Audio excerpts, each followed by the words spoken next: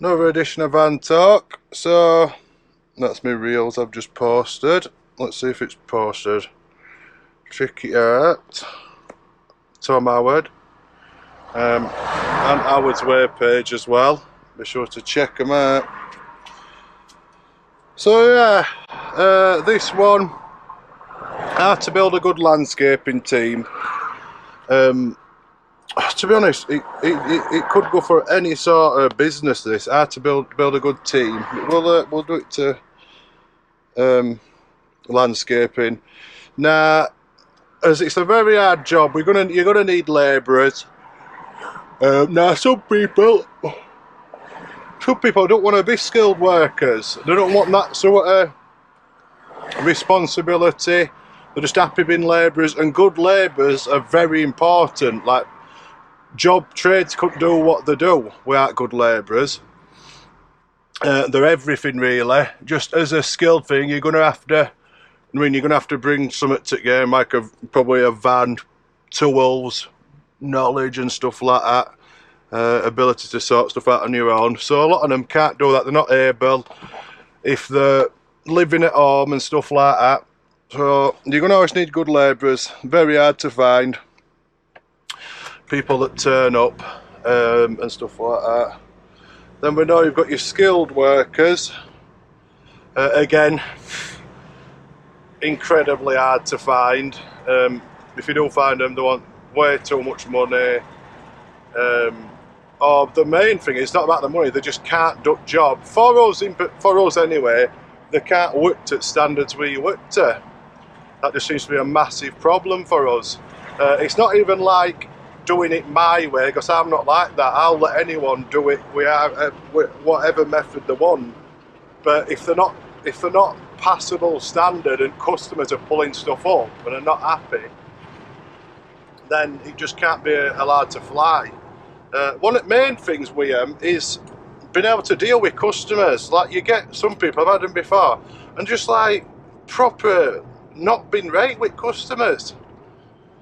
Been really bad with them. The work might have been decent, but not been right with customers and making them feel, I don't know, making them feel not very good, which is what like we're about, offering like a premium product. That's a service. It's an actual, the job itself, but also as customer service and communication is a premium service. So your people have got to reflect that. This should be for anyone. You shouldn't be going out there thinking we're just going to run a cheap middle of road service. Not with what things are costing, not with what people are spending. It's just getting too competitive. Things are too high. Put AC on. Prices of stuff's too high. You just can't be doing stuff like that. Let me have a little drink.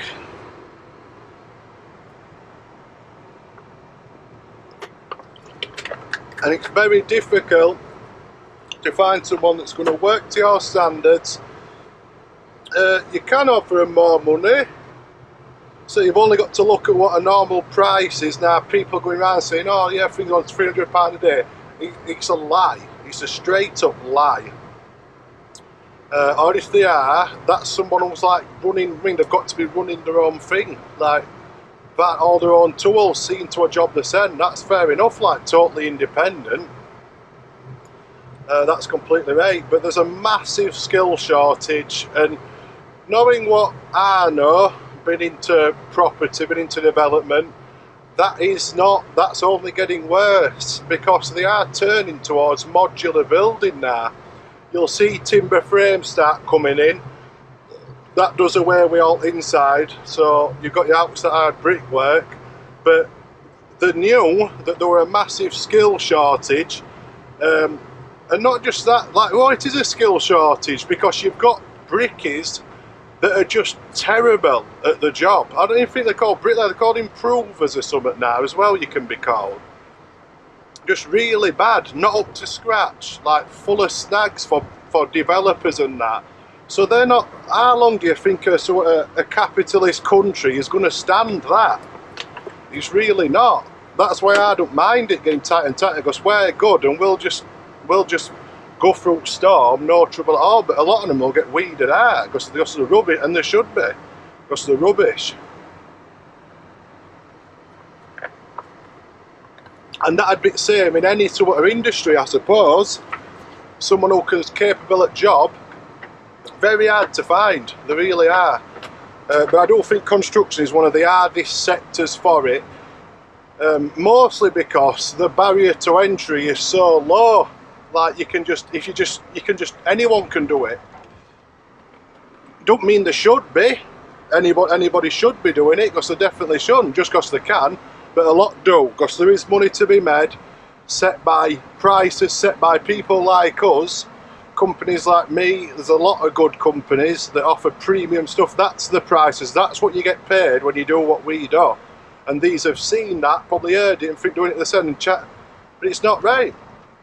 It's not right, it's really not. Social media's helping with that.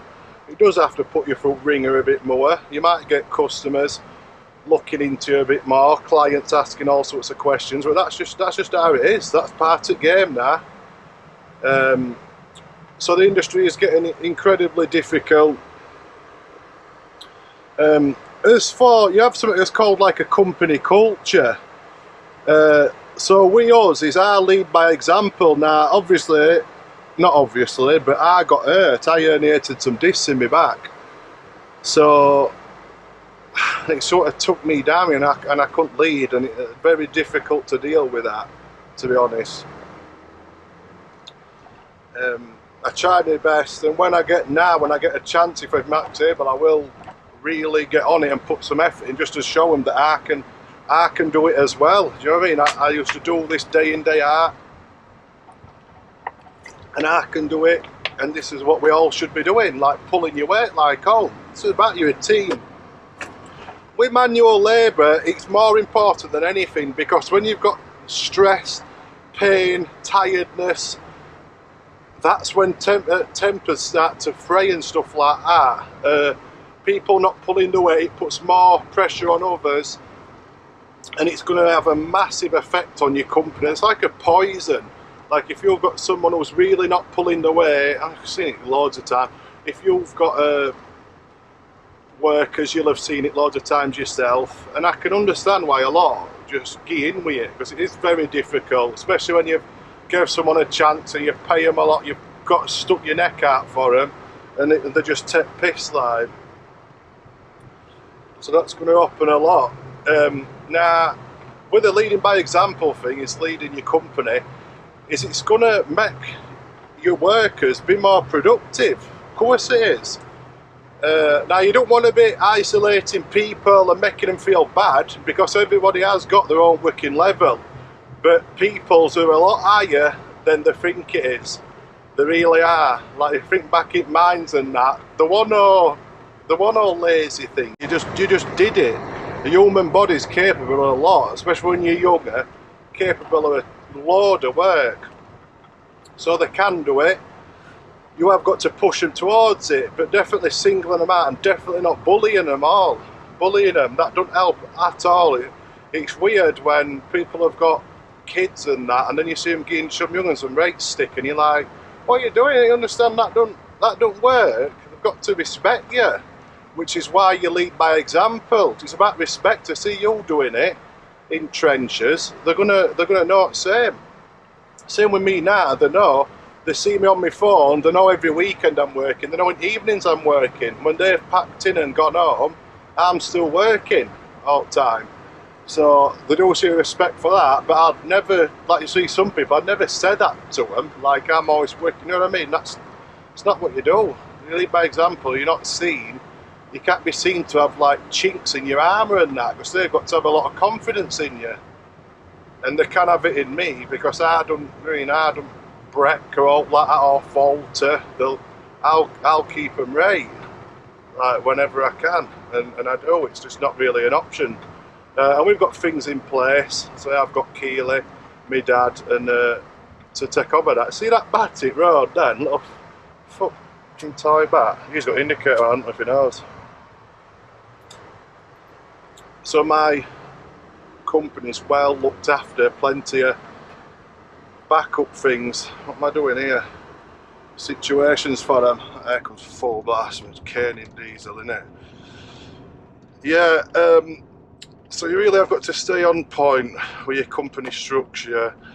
People, it's a really double-edged sword, because they've got to be able to work well together in a team, and it is so rare where you have them to where they're pissing about, causing trouble, or they're friendly and messing about, or they don't like each other. It's like a very difficult thing, because you're all close in building trades and all, and because it tends to be male dominated, and all they do is just take mick out of each other and bully each other and that. Real fine balance to do.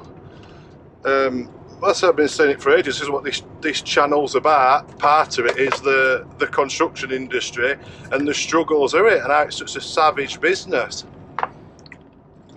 It's just what I've been brought up in. But you can say that about any job, can't you? Ups and downs in it all. But it is getting incredibly difficult, and the labour, the workforce just isn't there.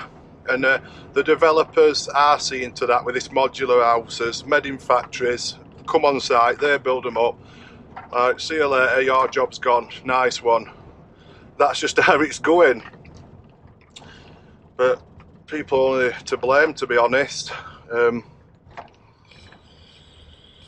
that is the truth, because we've seen it firsthand, what it's turning towards, and with some very well-to-do, know people who'll know how it's going, and rightly so, to be honest. Like, you're going to get bricklayer not turning in Monday, sick, doing this, walking off site like they do. Like, some bricklayers, some stuff they'll walk off site for if no, it's like absolutely perfect for them.